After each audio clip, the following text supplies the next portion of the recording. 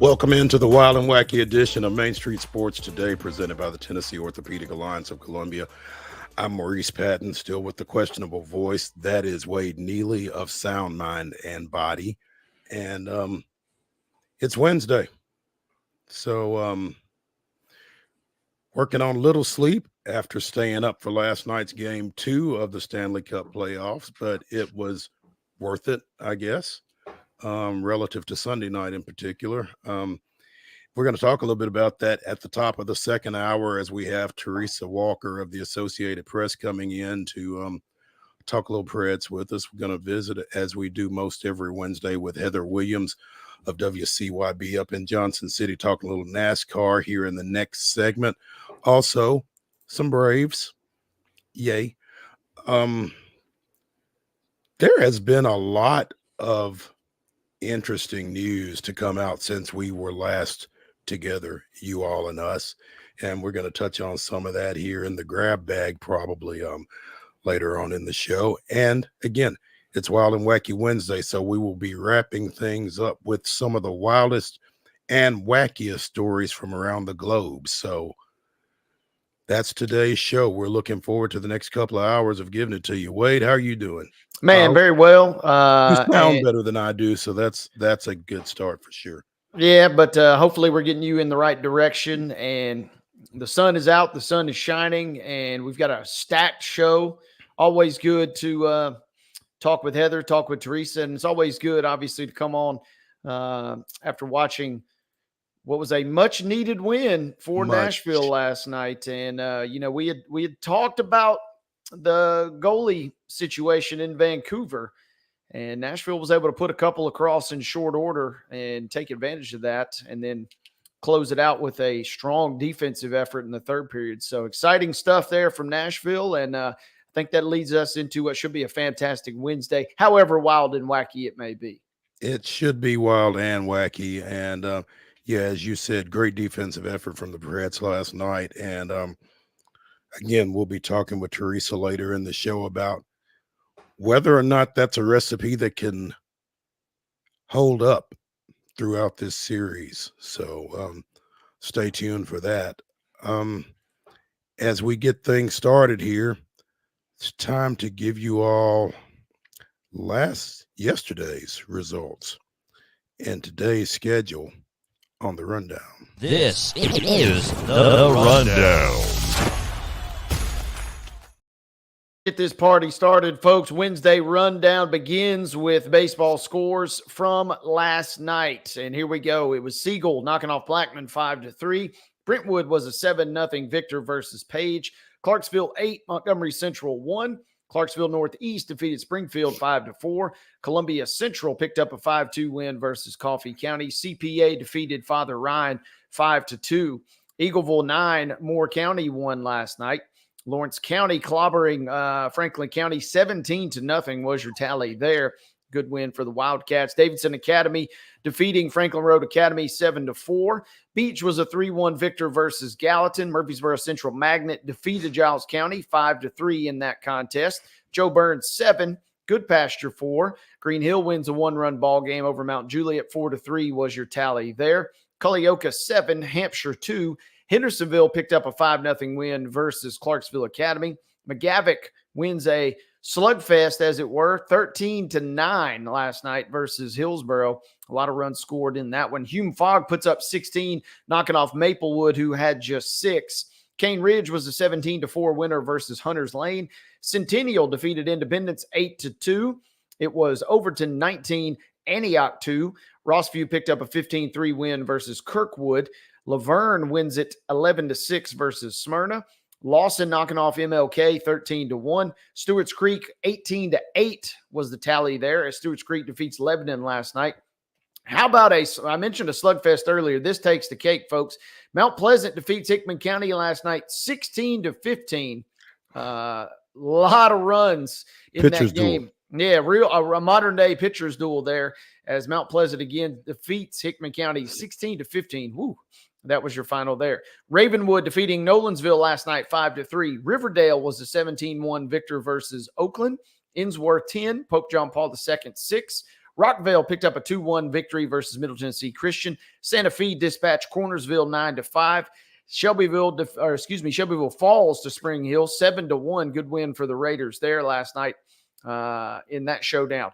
Watertown 5, Smith County 2. It was Summertown winning a one-run ball game versus Columbia Academy. 3-2 was your tally there. A couple more one-run ball games. The Summit defeats Franklin 2-1, and Macon County knocks off White House 3-2.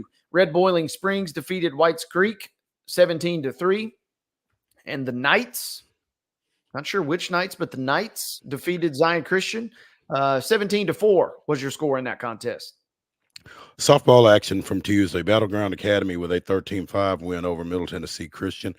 Riverdale edged Blackman 10-9. Overton with a 29-0 win over Cane Ridge. It was Clarksville 6, Henry County 5.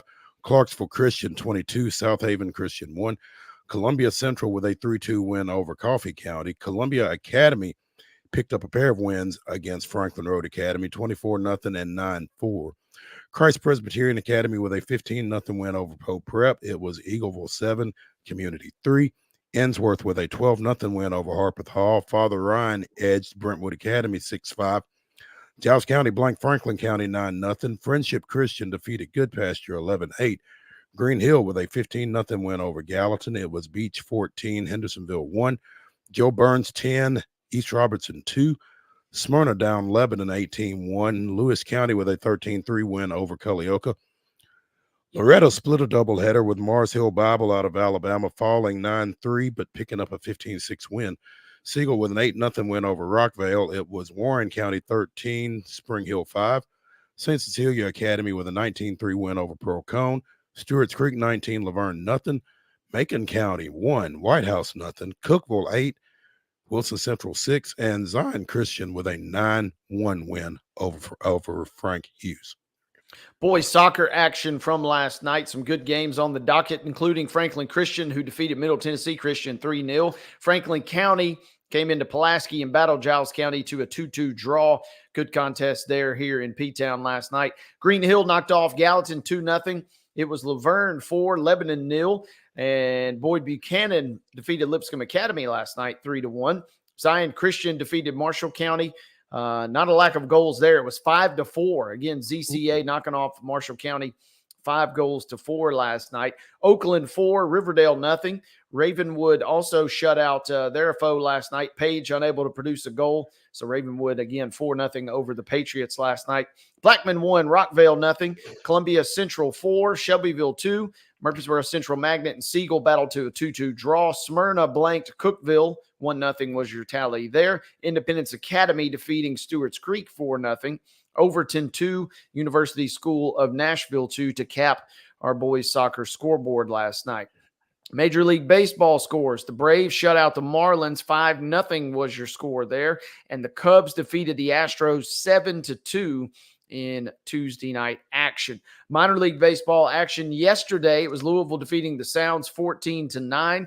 And in a score already from today, Louisville 2 and the Sounds 1. As Mo and I mentioned earlier in the program and still to come later, the Nashville Predators picked up a 4-1 victory versus the Canucks. That series is now tied at 1 game apiece. Game 3 coming your way Friday night in Smashville.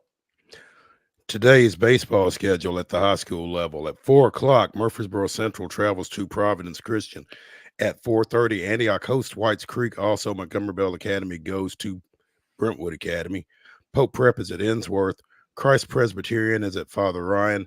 Page hosting Brentwood, and Nolansville travels to Ravenwood, as well as Ezel Harding playing at University School of Nashville. Another 4 o'clock game. Lipscomb Academy is at Station Camp. At 5, Centennial hosts Independence. Westmoreland goes to Watertown. 6 o'clock starts for Gallatin at Beach, Oakland at Riverdale, Siegel hosting Blackman, Laverne at Smyrna, Stewart's Creek hosting Lebanon. At 6:30, Martin Luther King goes to Lawson. At 7 o'clock, Green Hill is at Mount Juliet. Also, Cookville is at Wilson Central. And at a time unknown to us, Summit is at Franklin.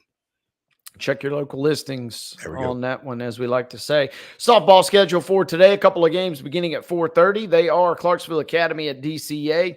Pope John Paul II at Father Ryan. 5 o'clock window now. CPA is at Grace Christian Franklin. Greenbrier is at Joe Burns. East Robertson will travel to Lebanon tonight. It'll be Spring Hill at Lincoln County. White House Heritage is at Station Camp tonight at 5. And our final 5 o'clock showdown, Loretto traveling to Summertown. Doubleheader tonight as Fayetteville is on the road at Eagleville. First game beginning at 5:30. Second game scheduled to begin at 7:30. Giles County will host Murfreesboro Central Magnet in a game that begins at 5:30 tonight. Clarksville Northwest will host Rossview will host Clarksville Northwest tonight. As will Springfield hosting Portland this evening.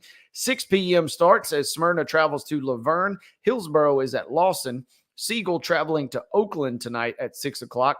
And the start times not available to us, but we can tell you Cannon County scheduled to travel to Watertown. Lipscomb Academy is at BGA. Waverly at Dixon County. Red Boiling Springs at MLK. Kenwood at Stewart County. Stewart County again playing host to Kenwood there. Cheatham County will be at East Hickman to close our softball scoreboard schedule for tonight. Boys soccer, only a handful of games on the docket, but there are some key ones. DCA is traveling to Clarksville Academy. That contest set to kick off at 5 o'clock. At 5:30, Kenwood is at East Hickman, and Rockvale is at Forest. At 6 o'clock, big-time district showdown as Richland will host Loretto in a rematch of a game played in Lawrence County just a couple of days ago. 7 p.m. tonight, it'll be White House at Portland to close the boys' soccer schedule for this evening. MLB action today. A couple of night games for the Braves and Astros. The Marlins and Braves beginning at 6:20. Game can be seen on MLB Network or Bally Sports South. And the Astros and Cubs will begin 20 minutes later. 6:40 first pitch in Chicago to cap our MLB schedule for today and to close out today's rundown.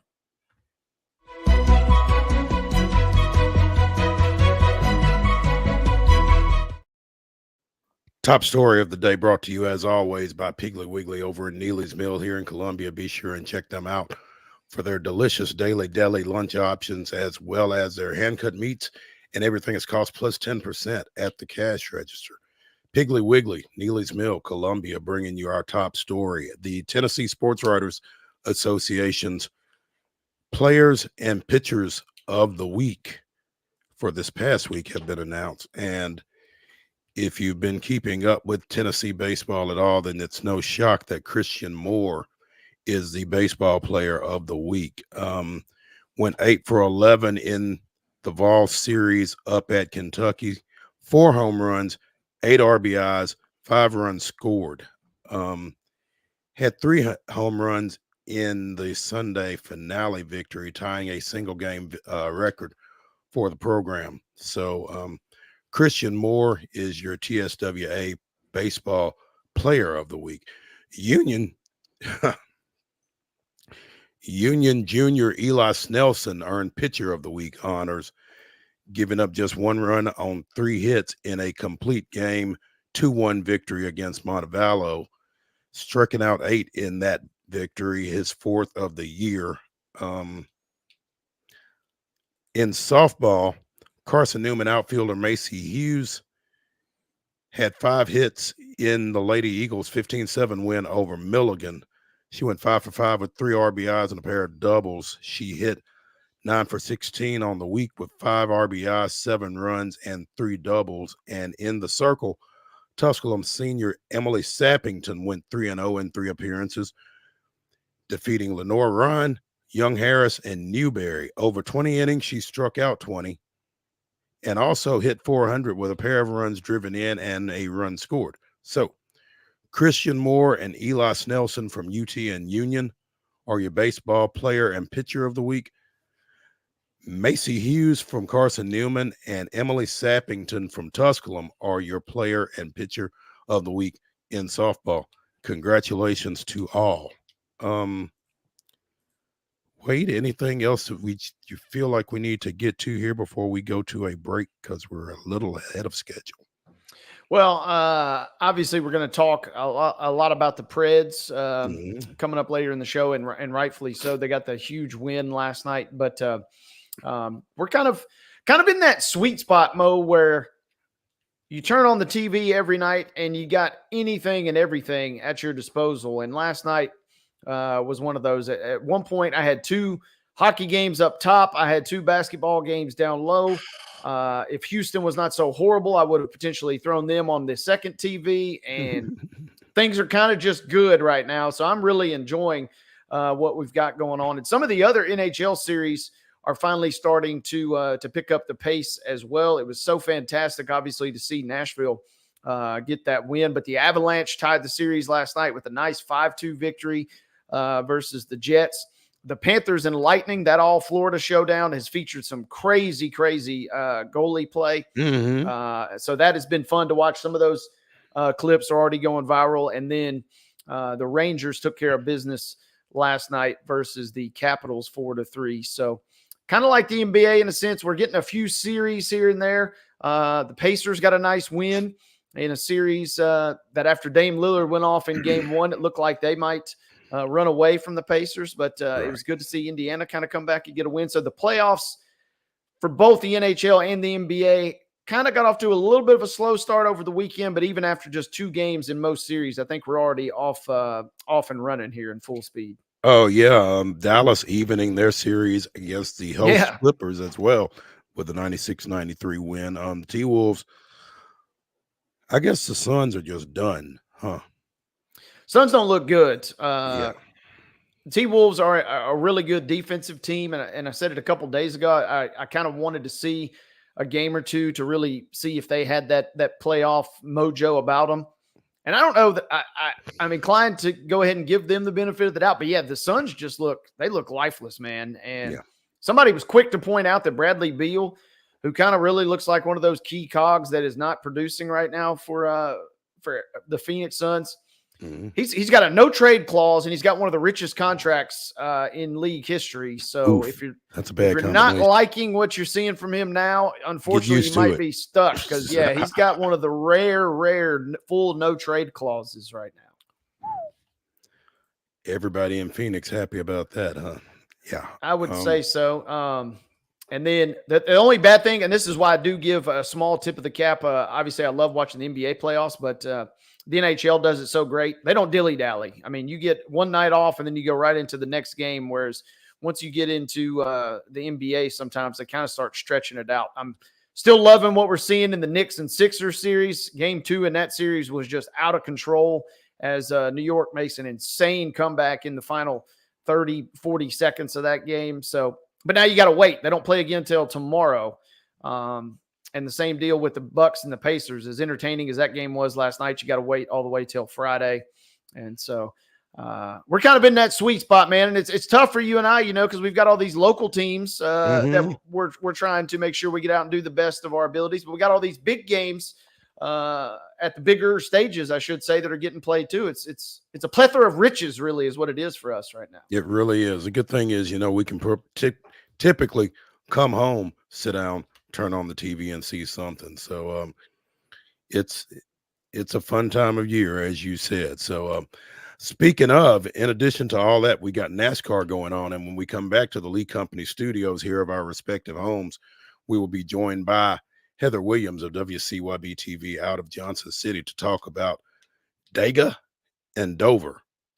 Stay with us here on Main Street Sports Today, presented by the Tennessee Orthopedic Alliance of Columbia.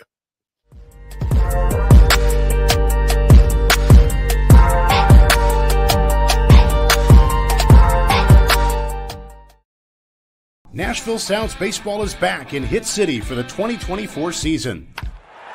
Spend your nights and weekends at the ballpark with weekly giveaways, fireworks shows, throwback deals, live music, and more. Top talent will take the field at First Horizon Park against the AAA Minnesota Twins, Baltimore Orioles, Atlanta Braves, St. Louis Cardinals, Cincinnati Reds, and more. Tickets start at just $10 and are available now at NashvilleSounds.com. We will see you in Hit City.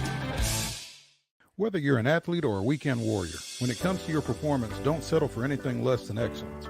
We're proud to announce that Mid-Tennessee Bone and Joint Clinic is now Tennessee Orthopedic Alliance of Columbia, where we are redefining sports medicine and orthopedics. Tennessee Orthopedic Alliance's team of expert sports medicine physicians understands the unique demands of your body. TOA Columbia specializes in personalized orthopedic care, offering state-of-the-art treatments for everything from sports injuries to joint replacements. Learn more at toacolumbia.com. With Lee Company technology, the best handymen are hands-off. Lee Company techs have been using visual findings and other smart technology tools for years to add transparency and virtually take customers along. You see what we see, whether we're in a crawl space or on a roof. With Lee Company, technology helps us help you, no matter what's happening in the world or at your house. Jones & Lang Sporting Goods here in Columbia has been outfitting teams, officials, and anybody else from T-ball to college for 50-plus years. Be sure and check them out at 931-388-8060 or online at jonesandlang.com. Jones & Lang Sporting Goods, the look of a winner. Zion Christian Academy, zioneagles.org or 931-388-5731. You can schedule your appointment. Go tour their campus. It is beautiful over there, and you're definitely going to want to see it. Again, it's zioneagles.org. Give them a call, 931-388-5731, and schedule your tour today. Custom Stone Handler supplies over 600 distributors and suppliers with quality stone products. Along with River Stone, we produce and distribute over 100 building, landscape, and other bulk products. Our goal is to provide quality products, service, and partnerships to ensure our customers' success. We firmly believe that the measure of any person or company is how they treat other people and customers. Give them a call at 931-490-4990 or visit CustomStonehandlers.com. A game without a crowd is just a scrimmage. A performance without an audience is just a rehearsal. Without your presence, high school sports and the performing arts aren't possible. Ensure that these essential extracurricular activities continue to enrich the lives of students in Tennessee. Purchase a ticket to your local high school's game or performance. This message presented by the TSSAA. Piggly Wiggly, located in Neely's Mill Shopping Center, is Columbia's locally owned and operated Cost Plus 10 grocery store dedicated to serving the community with low prices and smiling faces. Piggly Wiggly offers fresh, hand-cut meats daily as well as daily hot plate lunches from their deli counter. You're certain to see smiling faces and a helping hand when you're here at Piggly Wiggly. Come by and check out our fresh produce, high-quality meats, and more. Down home, down the street, we'll see you at the Pig.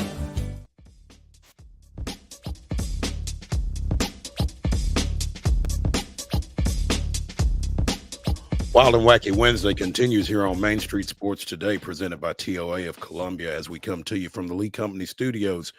Wade and Pulaski, me and Franklin, and we are now joined by, from parts unknown, apparently, Heather Williams. Looks like a golf course. Where you at, Heather? It is a golf course in Kingsport. Today is, and I'm not playing, just to be clear, today is the Thunder Valley Cup. It's an annual media versus Bristol Motor Speedway golf tournament that they have for a little fun, fellowship, and bragging rights. I am the official drink cart driver. You are the drink cart driver. Yes. Is that all you're doing is driving? So far. I have to finish my work here first. Gotcha. I get it. Hey, before we get into NASCAR, I want to ask you, the high socks look good on your Royals. You like that? I mean, everything looks good on the Royals, especially when they're winning. Yeah, exactly. They went high socks yesterday and snapped a 3-game losing streak. So maybe their fashion. I've always been a fan of the high socks. Like, I like the high socks. That's a clean look for me. So I agree wholeheartedly. But we're both old school. Yeah. I hate the pajama pants look. So I was glad to see that change pay off for Kansas City in their win over Toronto yesterday. So maybe that will encourage them to embrace it long term. But of course, having Bobby Witt Jr. doesn't hurt either. So no, or Vinny Pasquantino, the way he's hitting the ball lately. Salvador Perez has been crushing it for an old guy. I mean, he was on the World Championship team, the MVP of the World Series almost 10 years ago now, and he's still up there crushing the ball. And then, of course, they finally have pitching, which I think has been the real difference so far this year. Cool. Talladega. Thoughts? There was a lot going on there. I think, everybody's talking. Obviously, there was a crash that took Eric Jones out at least this week, probably for several weeks. He's got a what do you call it? A compression fracture in his vertebrae. So I got a heckler looking at me here. Another media member. I mean, you come talk if you want, Kenny. Who you got? Kenny Hawkins. I don't know if you know him. He's from the. Oh yeah. Okay. Yeah, he's over here heckling me. Anyway, so Eric Jones is out for at least this weekend, probably several weeks with compression fracture in his vertebrae. He's going to be replaced by Truck Series kind of young phenom Corey Heim. Thankfully, Eric's not hurt worse than he is. He took a really hard hit head on into the wall, but I'm kind of excited to see what Corey can do. I mean, he's probably the hottest young name in the Truck Series right now. So to see what he's going to be able to do in a Cup car, I think is really exciting for the future of the sport. The accident that Eric got injured in is a story in and of himself. The Toyotas, the theme for the weekend was kind of everybody was saving fuel. And the Toyotas kind of went off strategy a little bit, pitted early, and then had the fuel to run full out to the end. And so they were all lined up in a row, and they were going to beat the field. They were going to beat them. And then I'll let people decide who they think ran out of talent. I have my theory, but somebody in the line of 6 ran out of talent and wrecked almost the entire group. I think only 3 drivers made that out past that wreck, and one of them still won. So the strategy was right. The strategy worked because Tyler Reddick ended up winning. But yeah, that whole thing was kind of just a disaster for Toyota, other than the fact that Tyler Reddick won. And something you can appreciate, I'm sure, Mo, even as a non-fan, is it was great to see Michael Jordan in victory lane. 2311 has won several times, but he's not been there. They were kind of giving him a hard time, calling him bad luck because they didn't win when he was there. So it was Michael's first trip to victory lane. Obviously not 2311's first trip, but Michael's first trip to victory lane. And so that was great. That is pretty cool that he was able to be there and see the number 45 Tyler Reddick get his first win of the season. So yeah, that's good stuff for Michael, good stuff for Tyler, and for 2311, like you said. Brad Keselowski, Noah Gragson, Ricky Stenhouse Jr., and Alex Bowman rounding out the top 5 there at Talladega. Any surprises out of that top 5 for you? Maybe Noah Gragson. I mean, he's a guy that hasn't had that great of a year. Fords haven't run particularly well, but Noah is, when he was in the Xfinity Series, he was good everywhere, but he was good on super speedways for sure. But, the rest of those guys are all super speedway drivers. They know how to get around a track like Talladega. So maybe Noah a little bit, but when you look at his history, not just his recent history, it's not that big of a surprise. Heather, we know these guys are talented, but it was a little scary to me when I read the quote from Reddick where he says he just closed his eyes at the end. I know these guys are great drivers. That's a little shocking for me to hear that he said he was just doing whatever he could right there at the end to get the win, which was obviously so impressive with Jordan in attendance there.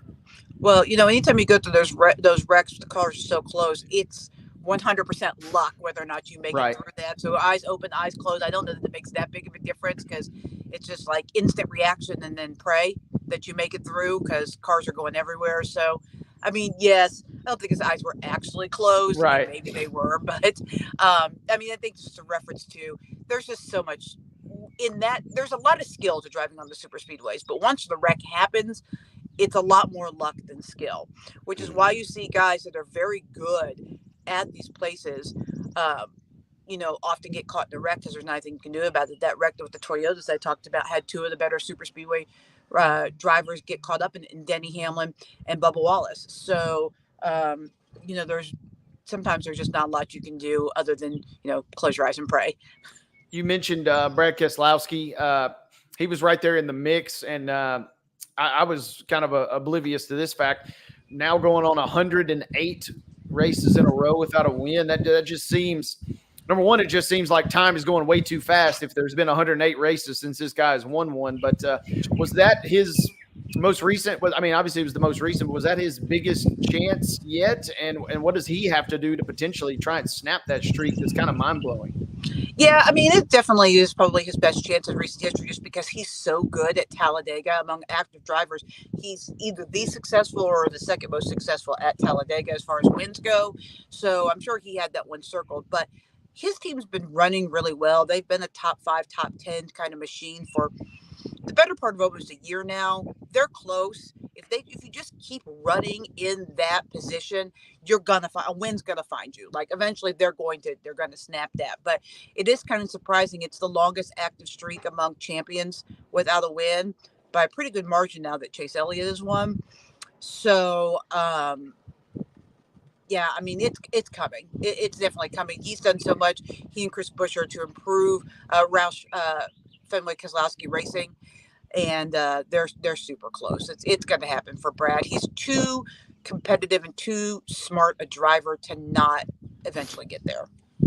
As we get ready to head to Dover now, a name that I kind of just on a quick Google search, everybody's buzzing about is Kyle Larson and talking about how he's been so effective at the Monster Mile over the last several years. Is he kind of the favorite in your mind? And if he's not the favorite, who are one or two other guys that are certainly going to maybe stake their claim in your estimation?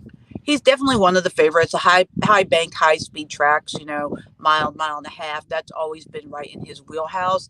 I think you can look at a couple other of the drivers and see. Do you need this cart?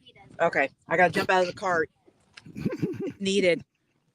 A couple other of the drivers from Hendrick Motorsports are all really good at the Dover, so that's a really good track for them. Surprise, surprise. There's a lot of tracks that they're the favorites at, but I think you look at Chase and William and Alex, all three of them can win there as well. And then of course Denny Hamlin has had a really good track record. I mean, it's the top crop guys always come up every week, but I think you look at those 5 drivers, and that's where I would start if I was making a fantasy team.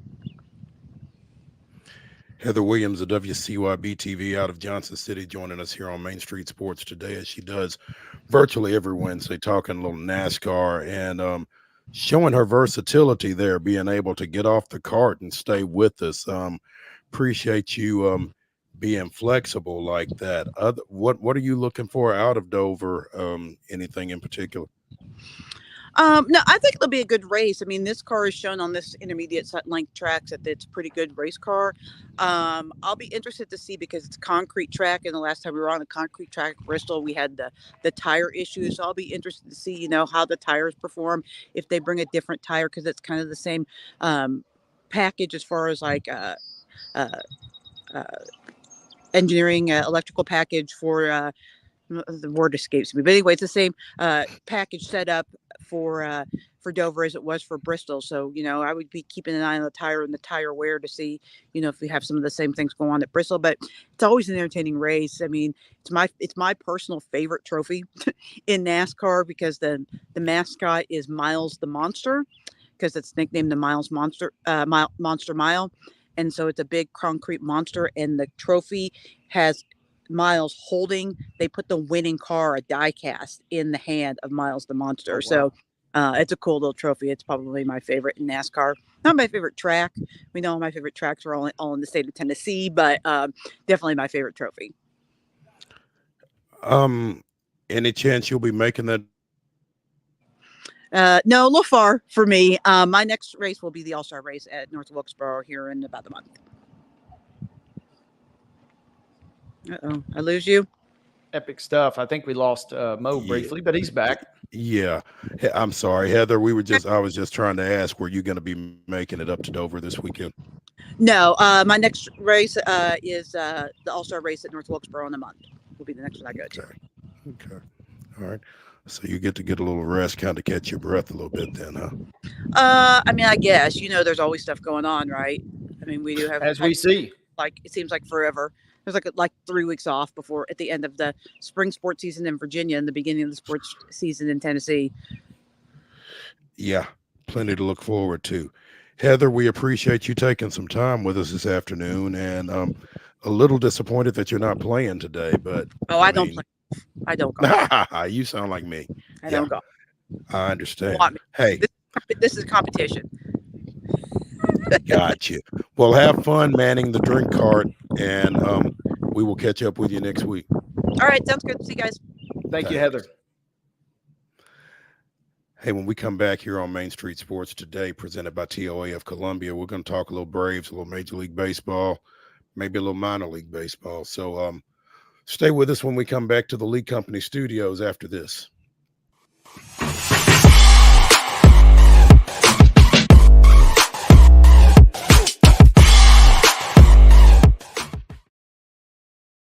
Whether you're an athlete or a weekend warrior, when it comes to your performance, don't settle for anything less than excellence.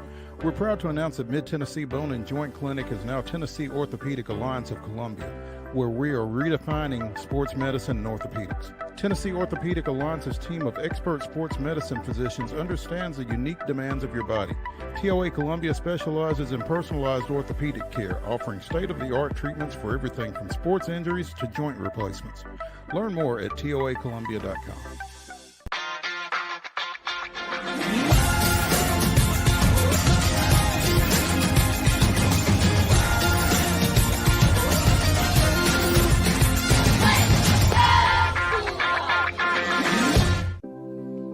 Custom Stone Handler supplies over 600 distributors and suppliers with quality stone products. Along with River Stone, we produce and distribute over 100 building, landscape, and other bulk products.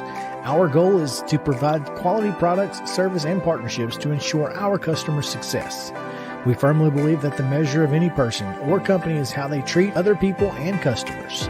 Give them a call at 931-490-4990 or visit CustomStonehandlers.com. Nashville Sounds Baseball is back in Hit City for the 2024 season. Spend your nights and weekends at the ballpark with weekly giveaways, fireworks shows, throwback deals, live music, and more. Top talent will take the field at First Horizon Park against the AAA Minnesota Twins, Baltimore Orioles, Atlanta Braves, St. Louis Cardinals, Cincinnati Reds, and more. Tickets start at just $10 and are available now at NashvilleSounds.com. We will see you in Hit City. With Lee Company technology, the best handymen are hands-off. Lee Company techs have been using visual findings and other smart technology tools for years to add transparency and virtually take customers along. You see what we see, whether we're in a crawl space or on a roof. With Lee Company, technology helps us help you, no matter what's happening in the world or at your house. Piggly Wiggly, located in Neely's Mill Shopping Center, is Columbia's locally owned and operated Cost Plus 10 grocery store dedicated to serving the community with low prices and smiling faces. Piggly Wiggly offers fresh, hand-cut meats daily as well as daily hot plate lunches from their deli counter. You're certain to see smiling faces and a helping hand when you're here at Piggly Wiggly. Come by and check out our fresh produce, high-quality meats, and more. Down home, down the street, we'll see you at the Pig. We thrive under the lights. A city of performers, putting on one heck of a show. Headlining night after night. Welcome to Smashville.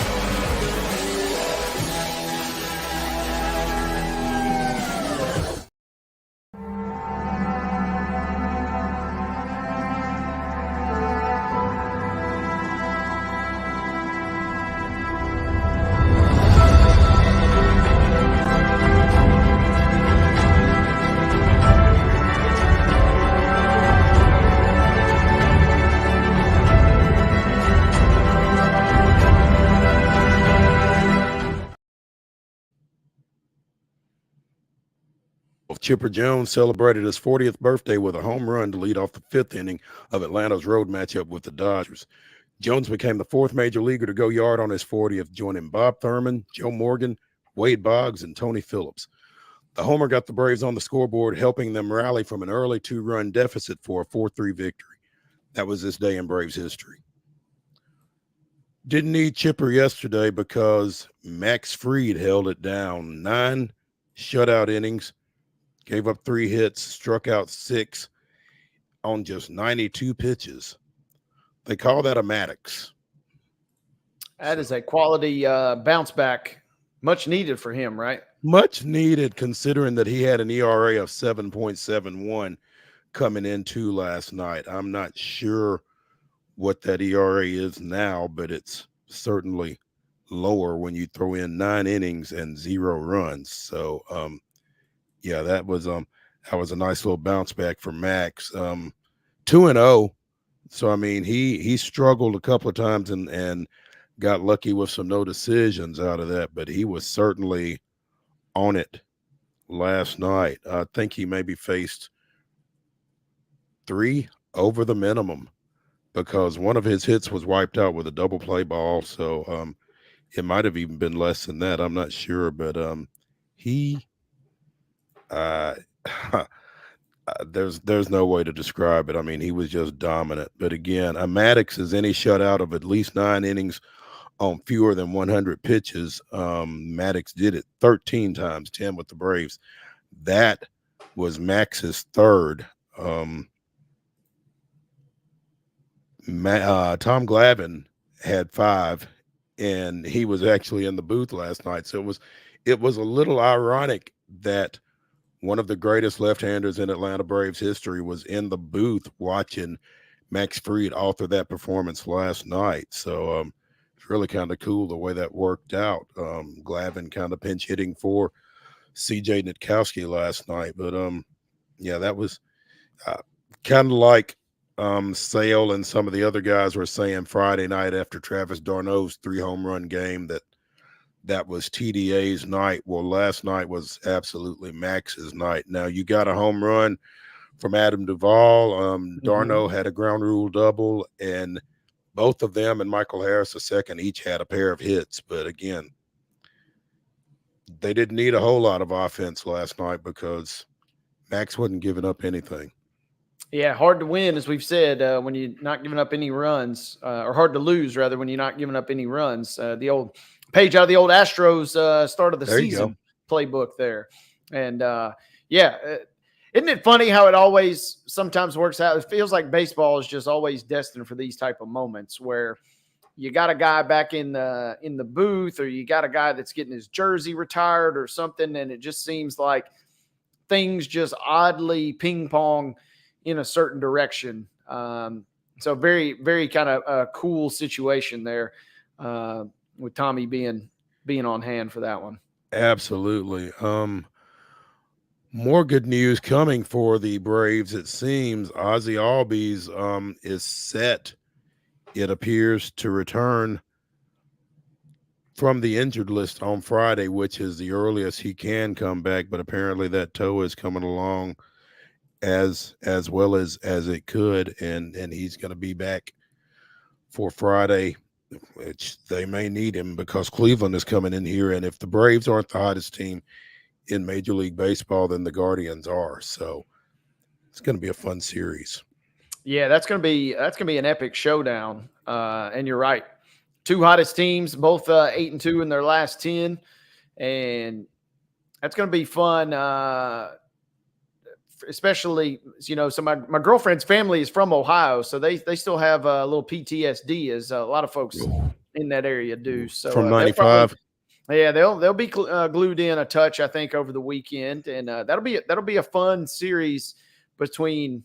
I mean, it's not every. I mean, obviously it happens, but it feels like it doesn't happen as much as it should or could, where you kind of get maybe a potential World Series preview this early in the season. Yeah. It's interesting when you see 2 teams rolling the way both of them are, come at it this early in the year, like you said. So yeah, this is before the end of April. You've got a potential, World Series matchup taking place in Truist Park this weekend. Should be fun. The Braves try to finish off the sweep of Miami tonight. We mentioned it's a 6:00 start. The game can be seen both on the MLB Network and on Bally Sports. Sixto Sanchez going to the bump for Miami, 0-1 with a 6.14 ERA. Ronaldo Lopez, who has been fantastic for the Braves, offseason signing from the White Sox, where he had been a reliever. He's 2-0 with an 0.50 earned run average. So we'll see how that one goes ahead of an off day, and then Cleveland for 3 this weekend. As we mentioned in the rundown, things not looking quite so good for the Astros right now. Nope. More of the same as they kind of continue just to struggle along. And the Cubs got them last night. It was an old NL Central throwback rivalry matchup. And Houston didn't really have much of a shot as they gave up 5 runs in the bottom of the first. And that pretty much tells you all you need to know about. Kind of takes the wind out of your sails. Yep. They got 2 of them back and made it 5-2. But Chicago was not really going anywhere last night. Altuve and Tucker had a couple of multi-hit games, but Alvarez goes 0 for 4. Bregman goes 0 for 4. That lineup is just not really producing at a high level. And we've talked, obviously, that the pitching staff is certainly not pitching at a high level. So they're sitting there at 7-17, partner. And it is it's going to be a long summer, it's looking like, for the Astros fans of the world. It feels like that could be the case, and certainly a long night tonight. 6:40 start. The Astros send Spencer Arrighetti out. He's 0-2 with an 11.57 earned run average. Jameson Talion, goes for the Cubs, 1-0 with a 1.80. So there's not a whole lot to hang your hopes on for tonight, specifically if you're a Houston fan, I don't guess. No, and this one really hurts me, Mo, because Coach Dugan Line from UT Southern, he's a huge Cubs fan, so I'm catching it from him. My chiropractor and good friend, Dr. Zach Roberts, he's a huge Cubs fan, so I'm catching it from him. I mean, I'm being besieged on all fronts here, and that's before this series, and now this series is making things worse. So Houston's got to get things turned around. Because I don't want to have to, or you're going to have to turn your phone off, right? Yeah, one of the two. I don't want to have to keep burying my head in the sand. But hey, man, for my own mental well-being, we're approaching that territory right now because it is not looking good for Houston. And you get Verlander back, and obviously he pitched well last Friday, but I mean he can only throw every 5 or 6 days, so. Kind of like we had joked about with Blanco at the start of the season, you can't just keep relying on him to come out and throw no hitters and shutouts every 5 to 6 days. So they got to get something going. They do get the Rockies this weekend, as we touched on earlier in the week, but it's only for a rare 2-game series. Oh wow! And then they have the Guardians next week in the middle of the week. So things could go from bad to worse for Houston. And suddenly the Mariners are now in first place in that division, which is we talked about Cleveland and talked about Atlanta, but the Mariners are probably the 3rd hottest team in baseball right now, as they've gone 7-3 in their last 10, and they are now a half game up on the Rangers in that division. And the Athletics are about to win their next victory, whether it's today or in the next day or two. They'll have their 10th win of the season already. So Houston is toiling at the bottom of the standings, now 5.5 games back of the first place Mariners. Today is the first day this season that Texas has not held at least a piece of first place in the AL West. So things are interesting out there. Mike Trout hit a solo home run last night. First time he'd been in a leadoff home run last night. First time he'd been in the leadoff spot in 12 years, I think it was. Wow. So Ron Washington kind of shaking things up a little bit out there in Anaheim and getting results. So the AL West is going to be interesting for a number of reasons, it seems like. Meanwhile, I saw an article on Facebook earlier today by friend of the show, John Parado, who let me see if I can grab this real quick. Apparently, a rival scout says the Braves are vulnerable because Spencer Strider is out. Now, I'm not sure what new ground that is necessarily breaking, but I don't know who would disagree with that. I mean, you don't lose a guy, the caliber of a Spencer Strider and not feel it. Now, if there's anybody that can, it's probably Atlanta. as they showed last year when they went, extensive periods of time without Max Fried. So, I mean, 6-time division champ Braves vulnerable in eyes of rival executive is the headline. Keyword there, I guess, is rival executive. Yeah, sure. I mean, grab a hold of something. Yeah, and the thing is, Atlanta's starting to really kind of seems like they're starting to heat up after not a bumpy start, but not the smoothest of starts. Seems like they're really finding their stride. Philadelphia, I mean, they're 8-2 in their last 10 as well, so it's not as if they are just falling by the wayside. And the Mets still further down the line, but the Mets, I think, are punching above their weight at this current point in the season. So this has been fun, and I forget exactly, but we discussed in our preseason predictions that the Phillies.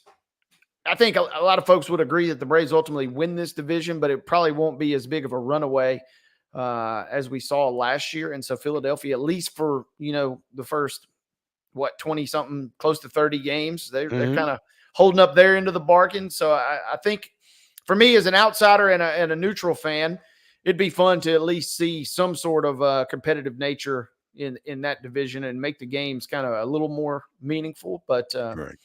A lot more remains to be seen. Absolutely.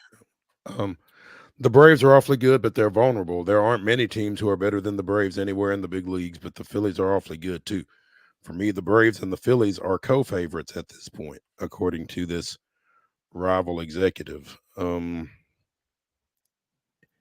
So it's interesting. But well, that news is not matriculated to Vegas, at least, Mokes. I can tell you that the Braves are a massive favorite still to win that division, at least according to one online sports book. Philadelphia obviously is in second, but their odds are a little longer than you might think. And this is kind of baffling a little bit. A lot of folks, or at least in Vegas, at least on these sportsbook odds, we mentioned the American League Central and how great of a start that Cleveland has gotten off to. The Braves are a massive favorite to win the division. Cleveland is technically the favorite, but they're still at plus money. They're still an underdog. And the number 2 team behind them is not the second place Royals. It's not the third place Tigers. Vegas still has the Twins slightly ahead of the Tigers, still to maybe potentially make a rally. So at least Vegas is thinking, hey, Cleveland, as fast of a start as they've gotten off to, they're not really maybe thinking that's going to last the rest of the season, it looks like. That's interesting because, the Twins lost Sonny Gray over the offseason. He's pitching in St. Louis now, picked up his 100th win last week of his career. So, that's intriguing that they still think that highly of Minnesota. And it feels like that division, especially if Kansas City can continue to play well, is going to really bear watching over the course of the year. So the only 2 teams, Mo, I mentioned the Braves are a favorite as far as you would have to lay 475 to win 100. I mean, they're a healthy favorite. They're the only team other than the Dodgers who are also minus 400. They're minus 425. Everybody else, even if they're in the lead or they are the favorite, you would get some extra money back on a wager. So it's kind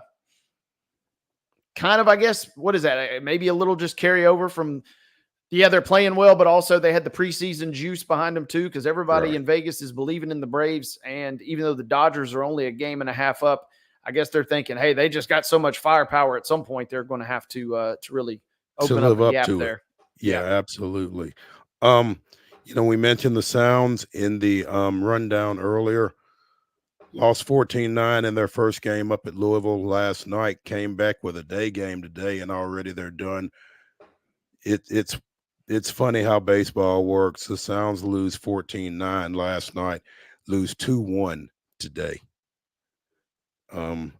Momentum is your next day starter, I guess. But I think it was the first start of the season for Robert Gasser for the Sounds, and obviously he did a pretty good job as Louisville managed just 2 runs all game. So despite the loss. Nice start for Gasser in his first time out for Nashville. Speaking of minor leaguers, Pittsburgh took Paul Skeens out of LSU with their number 1 pick last year. Prior to today, in 4 starts with AAA Indianapolis, he had 27 strikeouts in 12 2/3 innings, had not given up a run. Finally gave up a run in a day game today, but struck out 7 in 4 2/3. So that's 34 strikeouts in exactly 17 innings. That's my Franklin High math tells me that's 2 strikeouts an inning. Whew. Why he's doing that in Indianapolis and not in Pittsburgh is beyond me. Oh, that was immediately what I was about to ask you is what's the holdup here?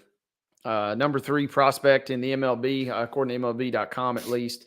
I mean, and obviously I'm not even close to being a baseball exec, but at what point, what's the formula, what's the recipe, or what's the game plan, I guess, as to him not getting the call up? I mean, obviously they have their timetables, they have their reasons, that kind of thing. But I mean,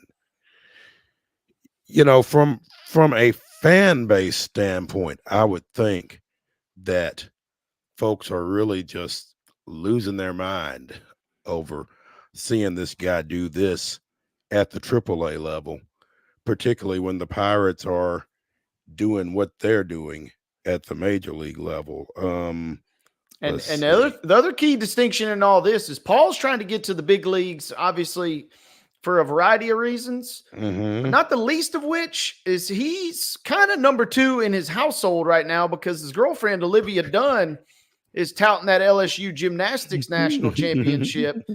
And old Paul is saying, hey, I'm proud of you and all, but I'm doing a little something over here too. I'm doing a little something too. And Paul's probably saying, hey man, I got to get that call up stat because I'm a decided number 2 in my own household right now. So he's trying to get that call up sooner than later for a variety of reasons. You talk about you're catching it from Cubs fans. Paul's catching it from Olivia, huh? And she's got millions and millions of social media followers. They're probably saying, "Hey, Paul, you're good and all, but look what our girl's been doing here." So he's got some work to do to catch up. Another power couple in sports, huh? Yeah, and now I'm reading an article from the Daily Mail because, of course, they'd be writing an article about these two. Yeah, it said Olivia's calling for him to go ahead and get the call up. So she's supporting him, saying, "Hey, get my man to the big leagues." But yeah, you're right. You rattled off those stats. Those are just eye-popping numbers, and we knew that he would obviously be a big-time prospect and a fantastic pro. But man, he's already producing at a high level. So, do we know it? Will she be in the Olympics this summer? Now, that is a great question. And that might be a great question to ask our next guest. Next guest. Ooh, segue. Look at you. Look at you. Let's go ahead and take that break then, since you've led us into it. And when we come back to the Lee Company Studios here for hour 2 of Main Street Sports Today, presented by the Tennessee Orthopedic Alliance of Columbia, we will be joined by the queen of Tennessee sports media. Hopefully I got that right. TERESA Walker of the Associated Press. So stay with us when we come back.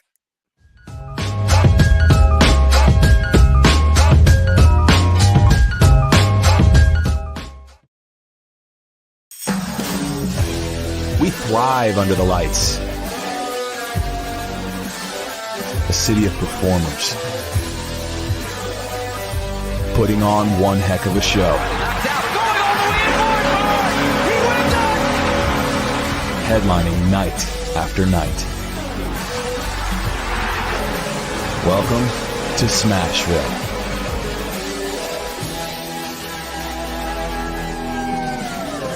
Whether you're an athlete or a weekend warrior, when it comes to your performance, don't settle for anything less than excellence. We're proud to announce that Mid-Tennessee Bone and Joint Clinic is now Tennessee Orthopedic Alliance of Columbia, where we are redefining sports medicine and orthopedics. Tennessee Orthopedic Alliance's team of expert sports medicine physicians understands the unique demands of your body. TOA Columbia specializes in personalized orthopedic care, offering state-of-the-art treatments for everything from sports injuries to joint replacements. Learn more at toacolumbia.com. With Lee Company technology, the best handymen are hands-off. Lee Company techs have been using visual findings and other smart technology tools for years to add transparency and virtually take customers along. You see what we see, whether we're in a crawl space or on a roof. With Lee Company, technology helps us help you, no matter what's happening in the world or at your house. Jones & Lang Sporting Goods here in Columbia has been outfitting teams, officials, and anybody else from T-ball to college for 50 plus years. Be sure and check them out at 931-388-8060 or online at jonesandlang.com. Jones & Lang Sporting Goods, the look of a winner. Zion Christian Academy, zioneagles.org or 931-388-5731. You can schedule your appointment. Go tour their campus. It is beautiful over there, and you're definitely going to want to see it. Again, it's zioneagles.org. Give them a call, 931-388-5731, and schedule your tour today. Piggly Wiggly, located in Neely's Mill Shopping Center, is Columbia's locally owned and operated Cost Plus 10 grocery store dedicated to serving the community with low prices and smiling faces. Piggly Wiggly offers fresh, hand-cut meats daily, as well as daily hot plate lunches from their deli counter. You're certain to see smiling faces and a helping hand when you're here at Piggly Wiggly. Come by and check out our fresh produce, high-quality meats, and more. Down home, down the street, we'll see you at the Pig. Nashville Sounds Baseball is back in Hit City for the 2024 season. Spend your nights and weekends at the ballpark with weekly giveaways, fireworks shows, throwback deals, live music, and more. Top talent will take the field at First Horizon Park against the AAA Minnesota Twins, Baltimore Orioles, Atlanta Braves, St. Louis Cardinals, Cincinnati Reds, and more. Tickets start at just $10 and are available now at NashvilleSounds.com. We will see you in Hit City.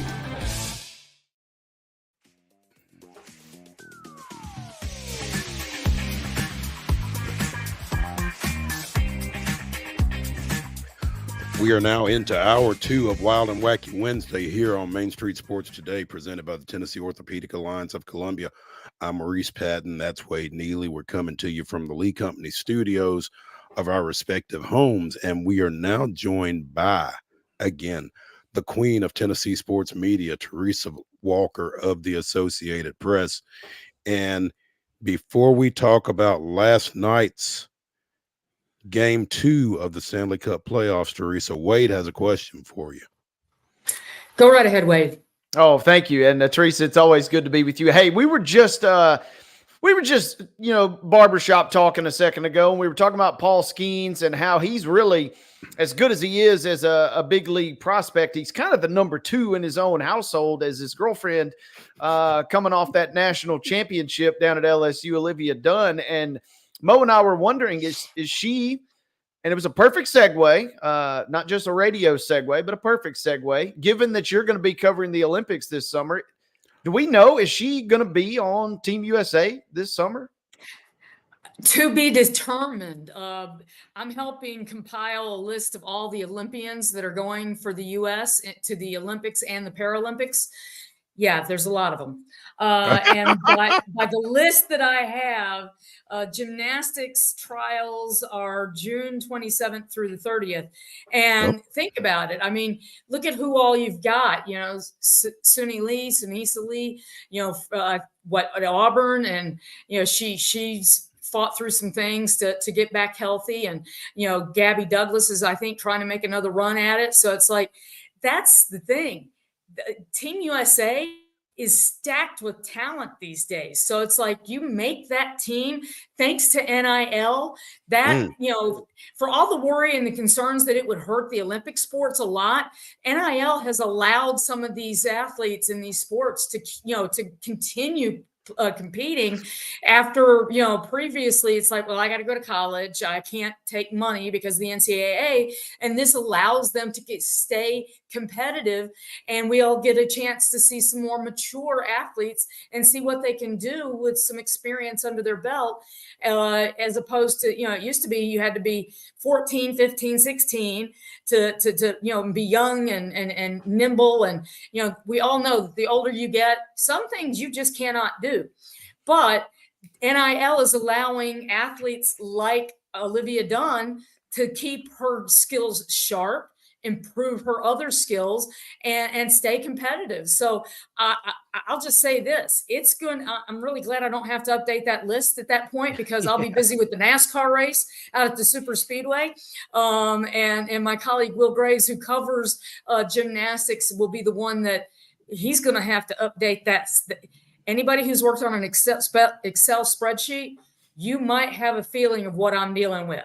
And yeah, I've got to update that later today.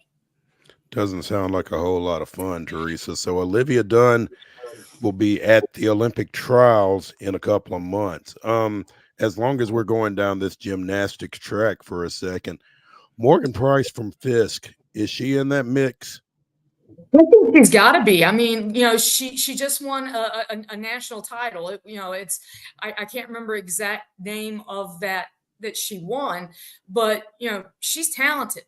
I mean, she's not at Fisk because she's not an incredibly skilled gymnast. She's there because she's trying to help start and build history at a historically Black college or university, and an NAIA program, allowing her. Yeah, you say that 2 times fast. HBCU right. And NAIA. So so she's there trying to make some history, and she's working on her skills, and she's obviously incredibly talented.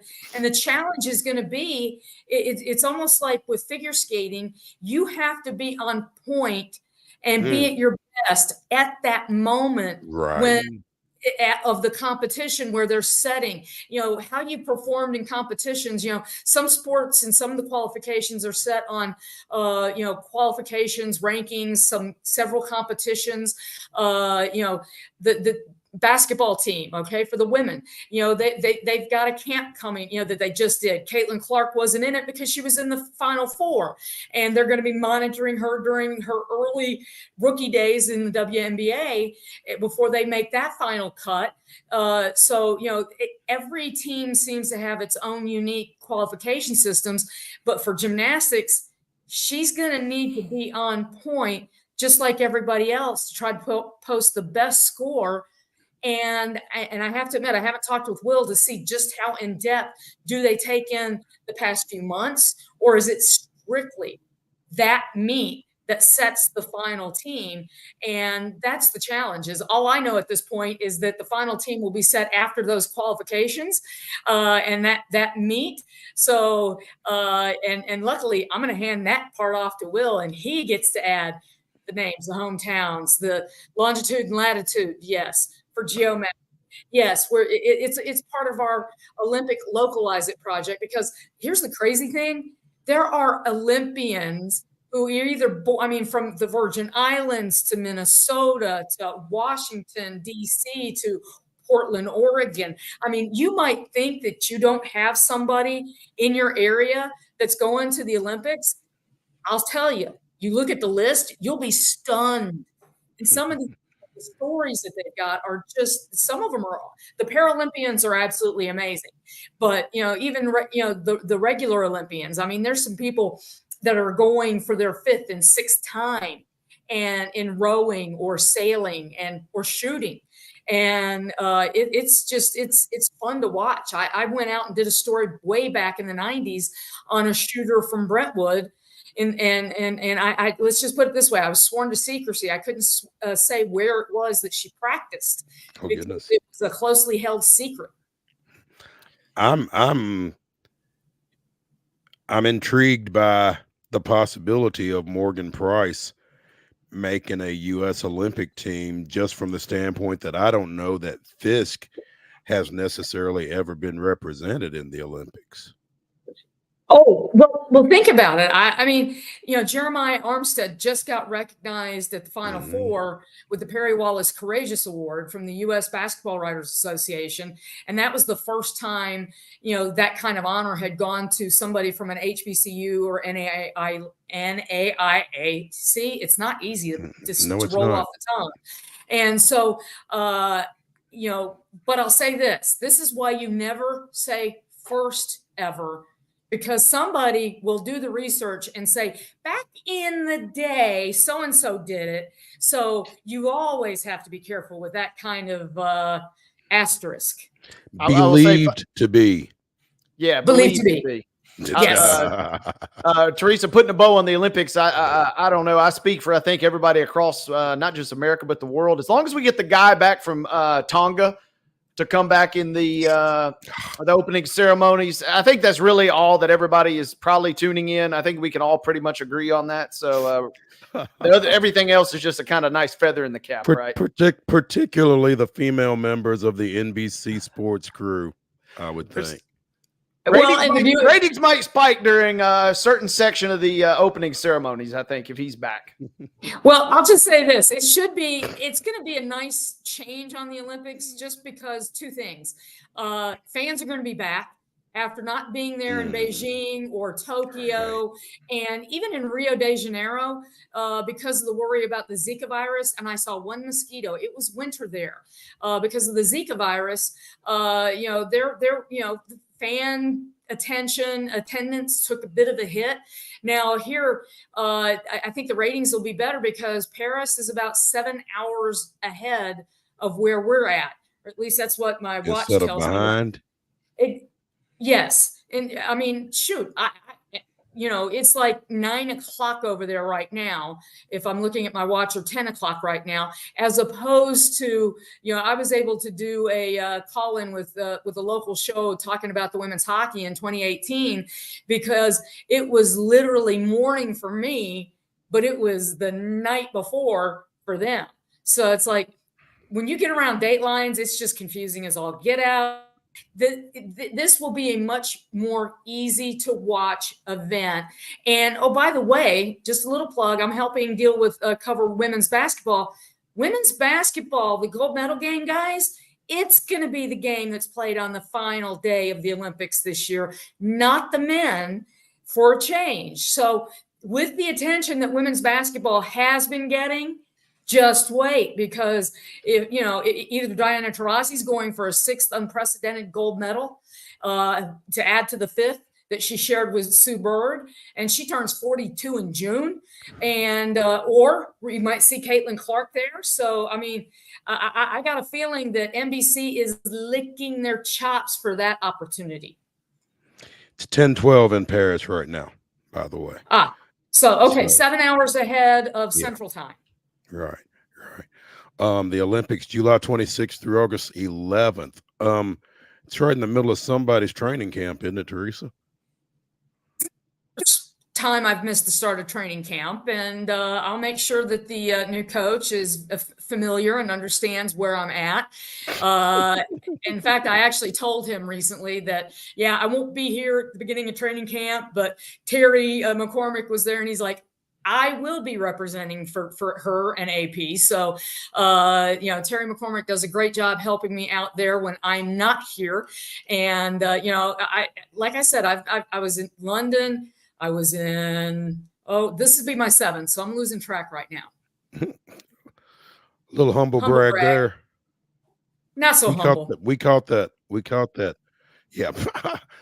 Teresa Walker of the Associated Press joining us here on Main Street Sports today, and we got way off in the weeds relative to what we had brought her on for.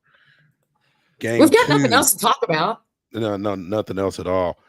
Game 2 of the Stanley Cup playoffs. Preds 4, Canucks 1 final. Much needed victory last night. Massive. And here's the thing. Think about this. They essentially spent that entire third period on the penalty kill. I mean, it's like I mean, it was serious. It was like it was dump and chase. They couldn't keep the puck in the offensive zone at all.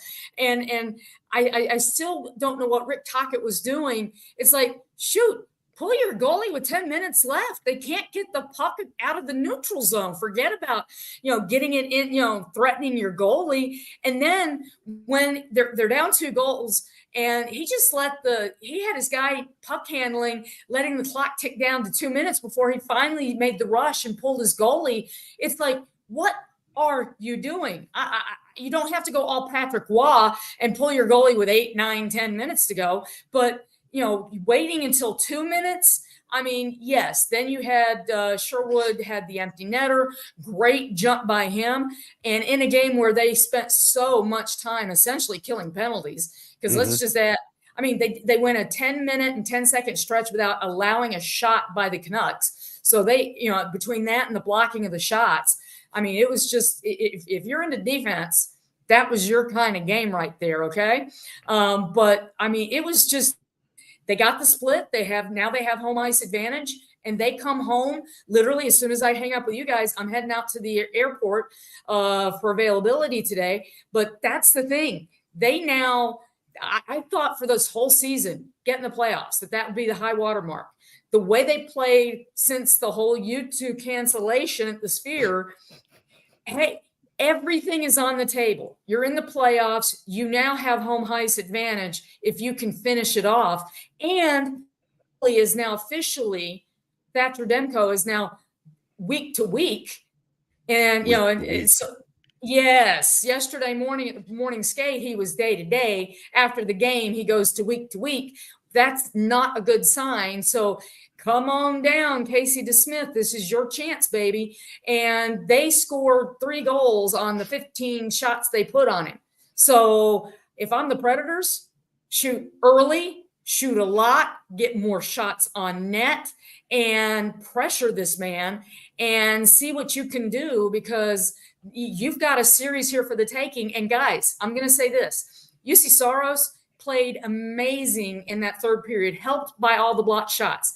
But he is a guy who needs to show that, you do need to keep me around next year when I'm cheap for $5 million, rather than trade me and bring up a much taller goalie from Milwaukee whose name is Yaroslav Askarov. Teresa, last night's game where they did block so many shots and where Vancouver really helped them out by not being able to keep the puck on their stick. Is that a recipe that can yield 3 more victories for the Predators? I don't think you want to. Now, Brunette talked about, paying that pain price, and you've got to block shots, okay? But did you see how McDonough was like, after he took something like a 90-something mile per hour, that a piece of frozen rubber hitting you at that speed hurts. And you can't block. Cannot feel good. No, there's guys, who was it? One of the guys had Carrier blocked a team high 6 shots. I mean, they just put him in a gigantic ice bag for the flight back, right? But that will take a toll, which you can't maintain. The key is trying to break up more poke checking and things like that to break up so that they're not taking those shots. You cannot let them shoot away the way they did last night. And here's the key. Shots on goal, those are counted as the shots that are between the pipes. If there's shots at that direction, they count in a different category. Shots attempted, and they got a ton of them. Over 75 attempts last night. So, and 32 of them they blocked. So that's 32 bruises on bodies today. On somebody, yeah. Multiply that by 3. No, you cannot sustain that. So they have to shoot the puck more. They've got to keep out of their end. They cannot look like they're on a whole period penalty kill for a game and expect to win night in, night out. No. Craziest stat, Teresa, from last night that I saw, the only shot on goal that the Preds had in the third period was obviously the empty netter. The empty netter. And it was maybe not – somebody said it best on social last night. A friend of mine said, you look at game 1 and you think, hey, we probably should have won that game. You look at game 2, you think we probably shouldn't have won this game. And at the end, that's just how hockey is. And you come back with the split that you kind of wanted, and now you got 2 games in your barn this weekend. Well, that's the thing, Wade. That's sports. I mean, Titan fans can tell you. Remember the time when they tried to break Chris Johnson's ankle in the huddle or in the pile, and the officials missed the delay of game on 3rd down. And then there's times where you get a bounce that goes your way, and Titan fans well remember this little touch of Terry Collins' helmet in the regular season that kept the drive alive, that allowed them to win that game as part of their 10-0 start that season. So, which came back to bite them in the playoffs. But that's the thing. Everything evens out in the end, and you just need to be better overall. And honestly, I mean, coming into this series, the Predators have been better than the Canucks since the middle of February, since the cancellation of the U2 show. And I saw somebody who's not a Preds fan, tweet, that I know from a different circle. And she was like, boy, that U2 concert after the Cup parade is just going to be amazing in Nashville. I mean, the jokes are easy to write, but they have been better than the Canucks. And now you've got UC Saros, who needs to show that he can win a playoff series for this team, or a team in the NHL. And certainly from Barry Trotz's perspective, any team, he needs a series win in his resume. He doesn't have that, despite finishing 4th in the Vezina Trophy voting last year. So let's see what they can do and keep building. But Philip Forsberg, 3 points in 2 games. That's what we need to keep seeing. But, I like the moves that Andrew Brunette made last night. A little tweak on that second line. They certainly came through. And now we're seeing why Barry Trotz traded for Jason Zucker and Anthony Beauvillier. Yeah, and the Beauvillier goal kind of surmised the whole night, right? I mean, just a crazy throw in from the blue line that just takes a perfect deflection. And now it's off to the races. And now, to me, at least, it seemed like once the Preds got that spark, they weren't going to yield that advantage there. And then obviously they added a couple more before we saw even Vancouver even put one in last night. That first game in game 1, this franchise, I don't care who the coach is or what, when they've been off for almost a week, they are almost, find the game where they weren't rusty on the first game back. So it's now that, okay, we've got a game under our system. We know what we need to do. And yes, you're absolutely right. Forsberg had the shot from just over the blue line, and Beauvillier gets that stick there and just twists it enough to deflect it, and it goes in. And again, that's the kind of, you're going to get weird bounces. And yeah, the Canucks had a hard time keeping the puck on their stick last night. Forsberg did too. I wonder, should we talk about how humid it is up there? Maybe that's the problem because it's always the complaint when the puck is bouncing a bunch in Nashville. And I was there in 2010 when it was warmer in Vancouver in the Olympics in 2010 than it was in Nashville. Okay. So I'm just saying there was more snow in Nashville during those games than there was in Vancouver. So maybe that's part of the problem. But, expect a bounce back from the Canucks. They know they can't, they've got to come out hard on Friday night. But I'm expecting, I'm just, I'm going to call it now. I'm expecting at least 3 catfish on the ice before the puck drops. Did you see that commercial last night? I love that commercial. I saw it actually a few days ago. So, it's from the NHL, and, for something that you wouldn't think that the league would encourage, as I looked it up on YouTube, it's got NHL tagging to it. So I just love the security guard's eyes on it, because it's like, it's like when you're checking somebody, it's like, yeah, that's an awfully unusual bulge there in your midriff. It's like, go ahead. And it's like that. It's like that meme of the guy.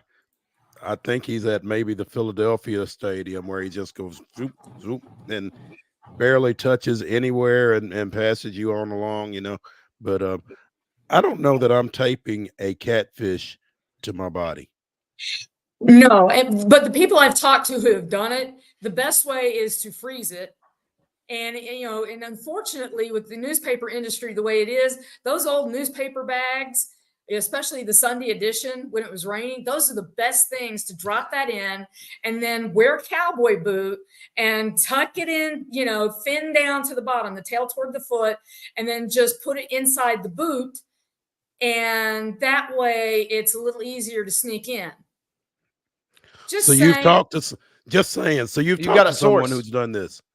I have. And well, I tracked down during the 17 run. I talked down or found Robert Wolf, the guy who started the whole tradition, on how and why it was to, and I had a great story. It was a wonderful story. Oh, I'm sure. It was huge. I'm just saying. But the idea that they were talking, they were on the corner across from the arena, and they were wanting to come up with something to be Nashville oriented.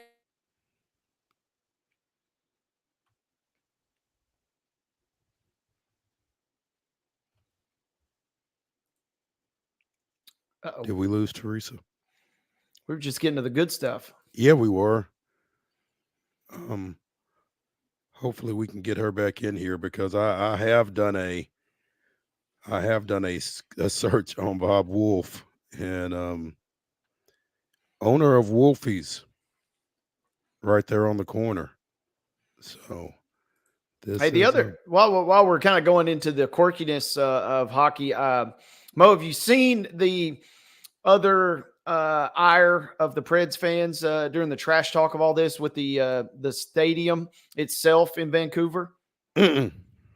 Maybe I might be able to get producer Mark to pull this up. Great subreddit post where fans are pointing out that Rogers Arena, the seats, they're these old maroon seats, and the point is aptly made that it resembles the interior of a 1995 Buick LeSabre that has been removed from the bottom of a rock quarry after 29 years. So if you thought there wasn't going to be a little fun trash talk in this series, is it's and the funny part is the Vancouver fans, obviously Canada, so of course the nicest people on the planet, they say, okay, we see your point and we're mad at you, but we want you to know that we've already made this same point for the last 15 plus years as well. We know our seats are bad. You're not telling us something we don't already know. You're not telling us anything we don't already know, but you didn't have to tell us. Yeah. I loved it though. They say it's retrieved from the bottom of a rock quarry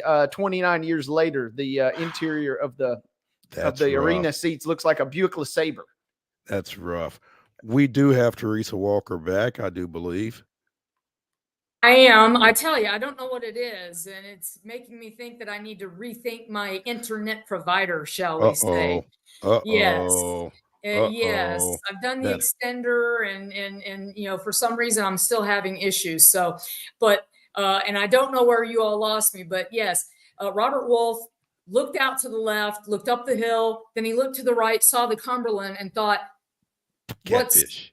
Catfish. And exactly. And that's where that started back in the day. So it's an organic fan started tradition. And that's awesome. That's awesome. And as I have Googled this is Robert Wolf of Wolfies.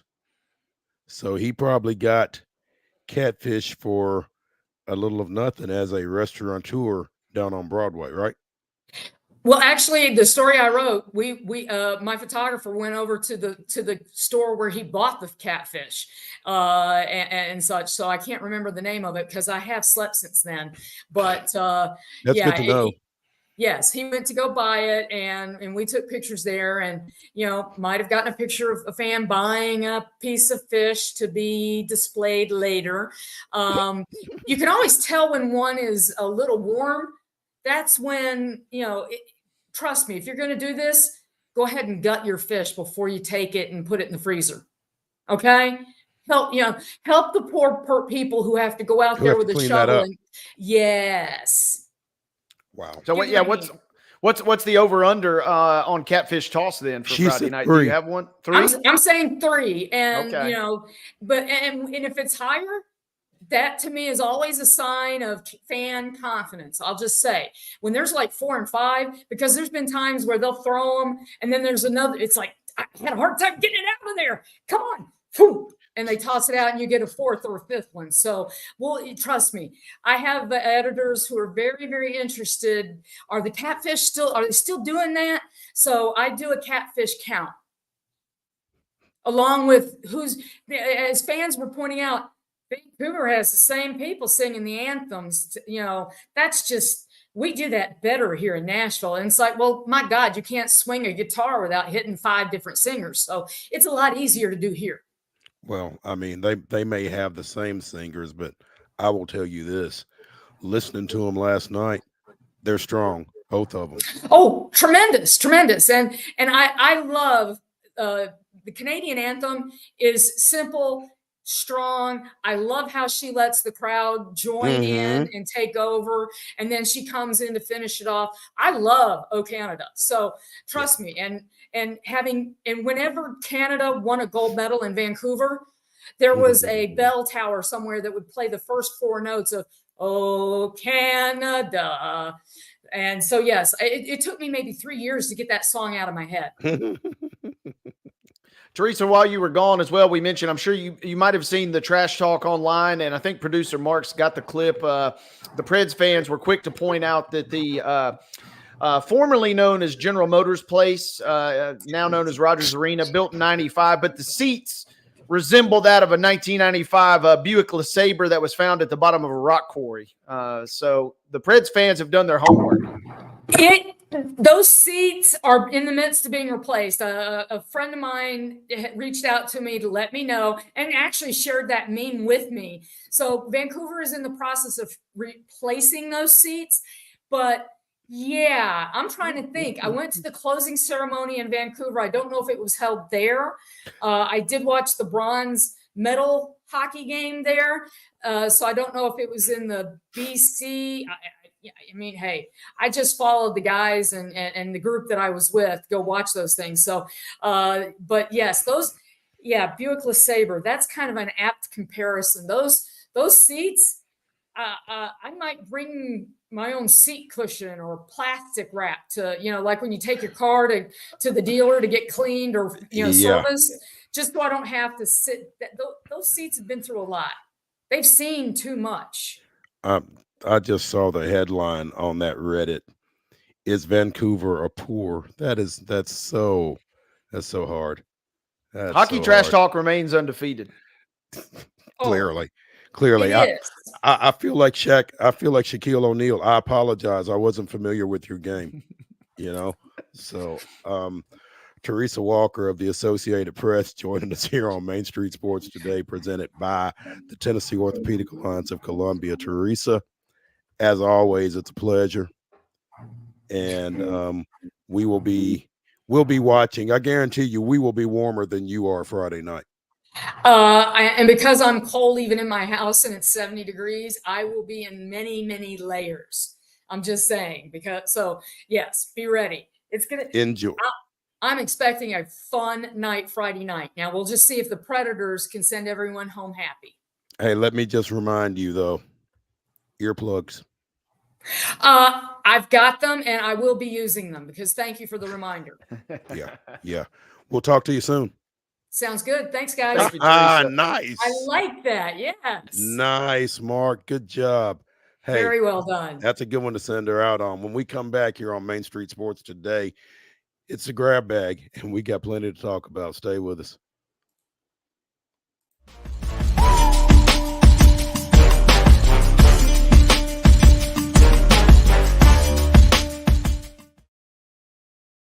Whether you're an athlete or a weekend warrior, when it comes to your performance, don't settle for anything less than excellence.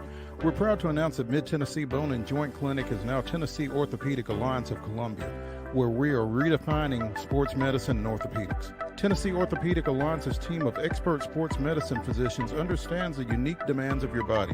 TOA Columbia specializes in personalized orthopedic care, offering state-of-the-art treatments for everything from sports injuries to joint replacements.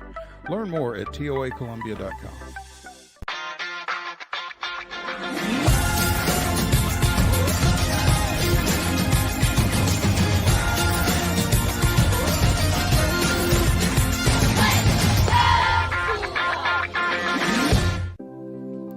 Custom Stone Handler supplies over 600 distributors and suppliers with quality stone products. Along with River Stone, we produce and distribute over 100 building, landscape, and other bulk products. Our goal is to provide quality products, service, and partnerships to ensure our customers' success. We firmly believe that the measure of any person or company is how they treat other people and customers. Give them a call at 931-490-4990 or visit CustomStonehandlers.com. With Lee Company technology, the best handymen are hands-off. Lee Company techs have been using visual findings and other smart technology tools for years to add transparency and virtually take customers along. You see what we see, whether we're in a crawl space or on a roof. With Lee Company, technology helps us help you, no matter what's happening in the world or at your house. Piggly Wiggly, located in Neely's Mill Shopping Center, is Columbia's locally owned and operated Cost Plus 10 grocery store dedicated to serving the community with low prices and smiling faces. Piggly Wiggly offers fresh, hand-cut meats daily as well as daily hot plate lunches from their deli counter. You're certain to see smiling faces and a helping hand when you're here at Piggly Wiggly. Come by and check out our fresh produce, high-quality meats, and more. Down home, down the street, we'll see you at the Pig. We thrive under the lights. A city of performers. Putting on one heck of a show. Headlining night after night. Welcome to Smashville.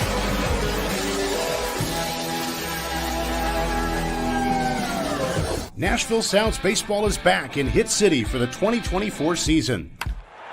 Spend your nights and weekends at the ballpark with weekly giveaways, fireworks shows, throwback deals, live music, and more. Top talent will take the field at First Horizon Park against the AAA Minnesota Twins, Baltimore Orioles, Atlanta Braves, St. Louis Cardinals, Cincinnati Reds, and more. Tickets start at just $10 and are available now at NashvilleSounds.com. We will see you in Hit City.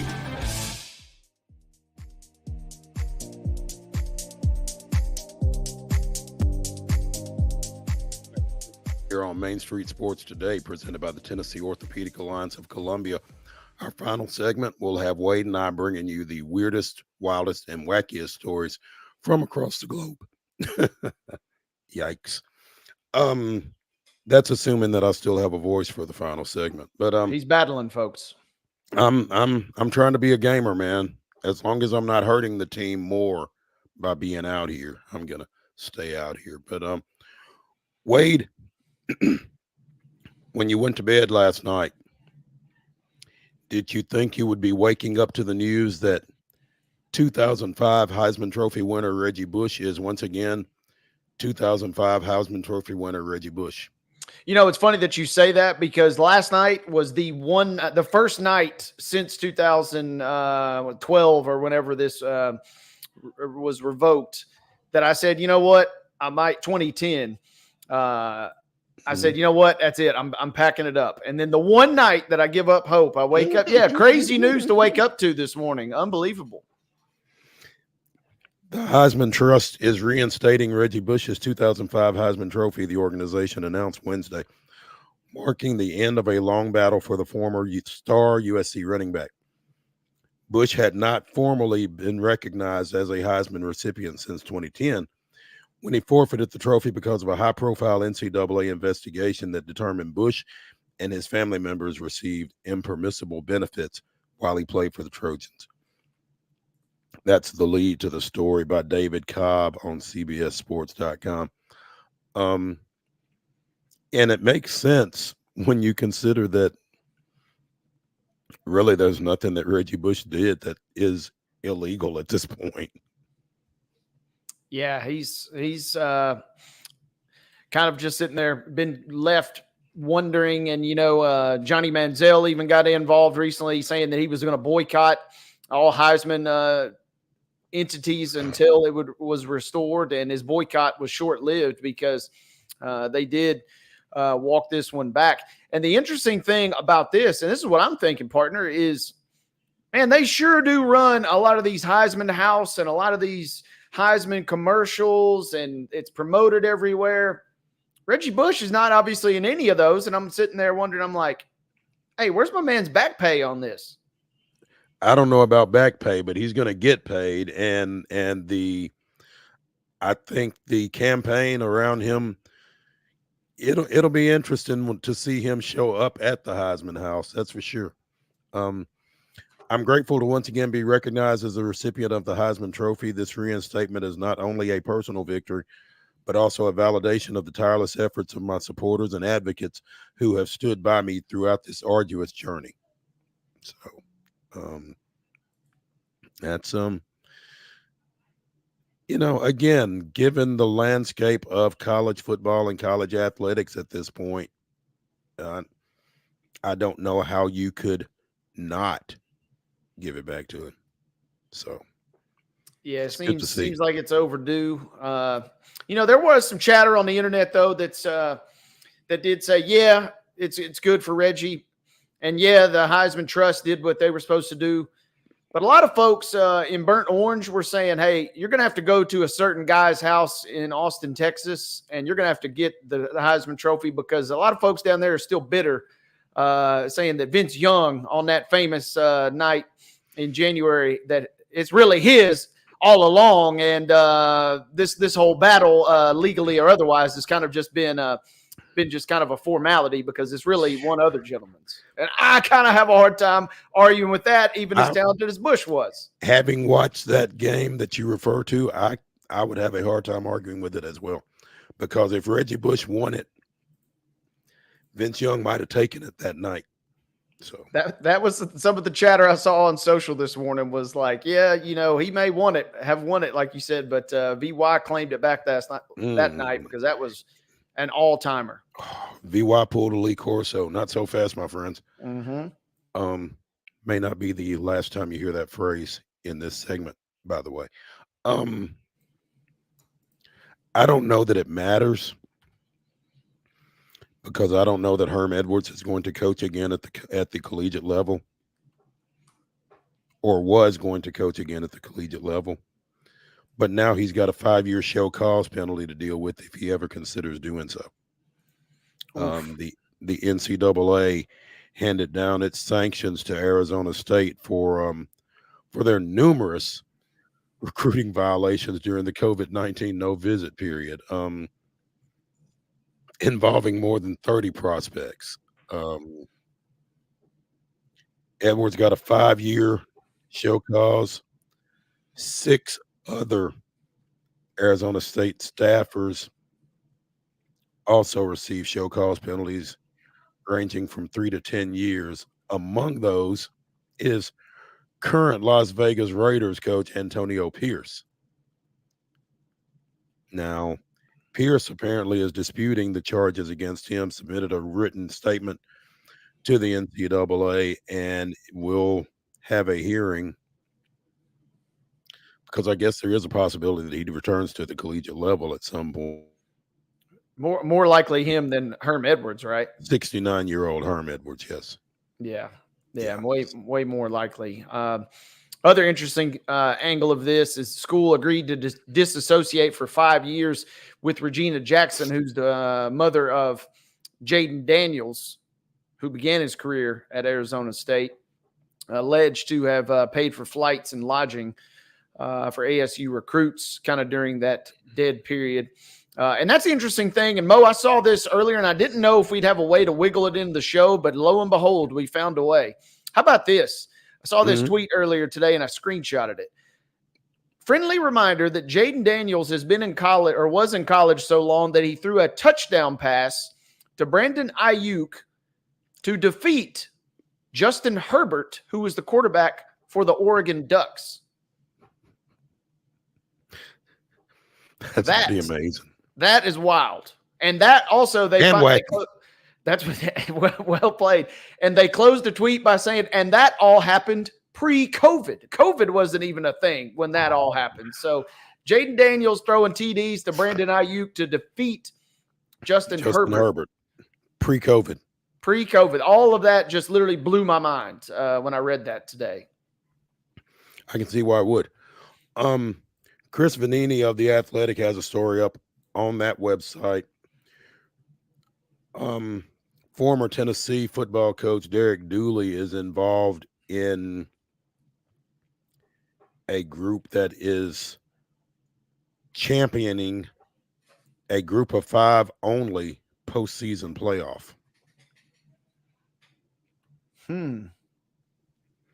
Multiple administrators from within the G5 conferences, the American Sun Belt, Mountain West, MAC, and Conference USA, told The Athletic that Derek Dooley has been the salesman on behalf of private equity firms making contact with the schools. Nothing is imminent. They haven't been presented with any numbers, but conversations are more real than they've ever been. Derek Dooley did not respond to a request for comment, but one of the G5 athletic directors said, "We're taking some leadership here to control our own destiny so that Tony Petitti and Greg Sankey don't make that decision for us." Greg Sankey, obviously the commissioner of the Southeastern Conference, and Petitti of the Big Ten. So I don't know. I don't know if the group of 5 necessarily wants to pull away from the CFP as it is currently constructed. I mean, the 12-team playoff may be their best way forward. I don't know. But this is clearly something to keep an eye on, and we will do so. 2 quick things on that. Number one, if we end up in kind of a super league situation, I think this would be great, and I would certainly enjoy watching those games. Obviously, from a competitive standpoint, you would hope that those schools would have the chance to play the quote unquote big dogs. But if you can't, having your own separate thing seems like a good enough endeavor. And number 2, not a great football coach, at least at the head coaching level, but Derek Dooley, pretty good salesman. And so having him as kind of your face on that to drum up some private equity interests, you could probably think of worse people, I'd imagine. He's a lawyer after all, as he likes to point out. Right. A little bit of a mover and shaker, apparently. News from the Lynx. Headline on CBSSports.com: Tiger Woods, Rory McIlroy to receive massive loyalty payments from PGA Tour after equity investment, per report. So apparently Woods and McIlroy, after they decided to spurn the LIV Tour, the PGA has looked at them and said, you know what? We appreciate y'all, and we're going to show our appreciation. Earlier this year, PGA Tour Enterprises received an investment of up to $3 billion from Strategic Sports Group. And these equity distributions to Woods, McIlroy, and other PGA stars will be backstopped by that $3 billion infusion of funds. So that's interesting. Yeah, I mean, it's on its surface, without me digging deeper in the weeds, it seems like the proverbial and ultimate, show of good faith. Hey, you stuck by us, so we're gonna do right by you. Right. I did see one part of this story here that earlier this year, PGA Tour Enterprises received an investment of up to $3 billion. $3 billion with a B. Yeah, from various sports owners. So $100 million, obviously, especially for Tiger Woods, is not that large of a sum in the grand scheme. $100 million is $100 million. Don't get it twisted. Right. But in the grand scheme of things, what I'm wondering is, if you didn't, I mean, I don't know the legalities of this, but if you're not wondering, hey, maybe we could have stuck, you know what? We'll let you keep the $100 million for now, but maybe you come back to us in a year or two, and then with an even higher number, offer us a little extra dividend. There we go. Yeah. Kenny Payne got ran out of Louisville. John Calipari ran out of Kentucky. The two are joining forces in Fayetteville, Arkansas, apparently. Now, Payne is has previously served as an assistant to Calipari when both of them were at Kentucky, but they're back together again apparently, and I don't think. Well, I mean, Kentucky and Arkansas obviously have to play each other, but I don't know that Louisville and Arkansas will be playing each other anytime soon. Yeah. So good rekindling. And I just text our good buddy Nate Bain is close with Kenny Payne from his time at Oregon back in the day, Okay. and then our other good friend Will Martin is close with Calipari and Payne from serving on his staff as a manager. And I just said it's kind of like the band getting back together a little bit. Exactly. Yeah, you said it best. They kind of were ran out of their respective locales or previous stops, but I mean, hey, I assume that's going to be good things, and it just feels nice to kind of see them two kind of reunite. So it'll be fun to watch. Definitely interesting. Finally, I mentioned not so fast, my friends. Mm-hmm. Haley Van Lith, who accurately called Middle Tennessee State's win over Louisville in the opening round of the NCAAs, by the way, says that reports of her commitment to Texas Christian University may have been premature. The LSU guard, formerly of Louisville, said she is not committed to TCU despite previous reports declaring she had done so. I did take a visit to TCU, and I'm very interested in them, but I took visits to other schools and was very interested in them too. I haven't made an official commitment, but I'm very close. The ink has not touched the paper for any school. So, Haley Van Lith still on the market. Still available. I think the right thing for Haley Van Lith to do in backing up her faith in the Lady Raiders in that game against Louisville to open the NCAAs, I think it might be time for Haley to come on to the glass house. Yeah, why not, man? Just bring this thing full circle, right? Yep, absolutely. So we'll see how that goes. But Haley Van Lith still on the market apparently.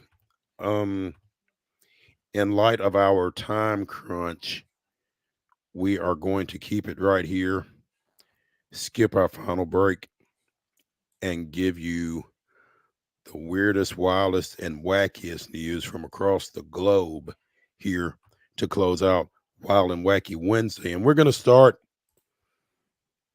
as I always love to do, in Florida. Headline: alligator on a runway at MacDill Air Force Base in Florida captured, released into nearby river. This was yesterday on the Associated Press. A large alligator made its way onto the runway at MacDill Air Force Base, where it had to be captured and taken away for release in a nearby river.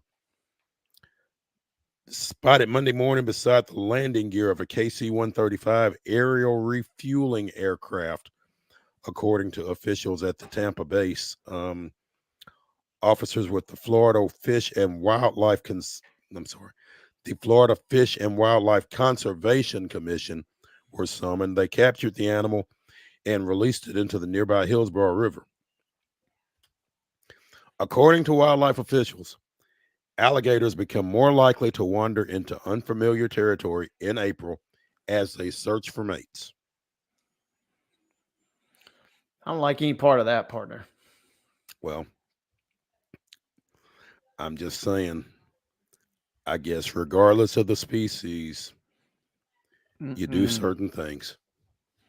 Yeah, Mother Nature has a way of calling everybody, right? It's unbeaten. Hey, I'm just I got a lot of thoughts going through my head right now. Speaking of animals, Mo, I know you'll be devastated to hear about this, and really, producer Mark is probably shedding real tears as we speak. But in Chicago, the famous rat hole is gone. Apparently, this was a quote-unquote landmark.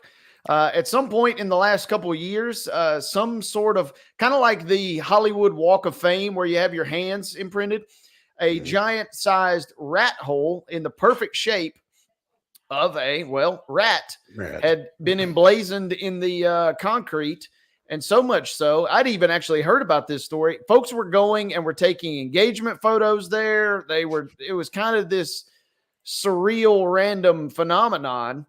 And apparently, though, the neighbors were complaining that people were showing up at all times. They were leaving coins and other items.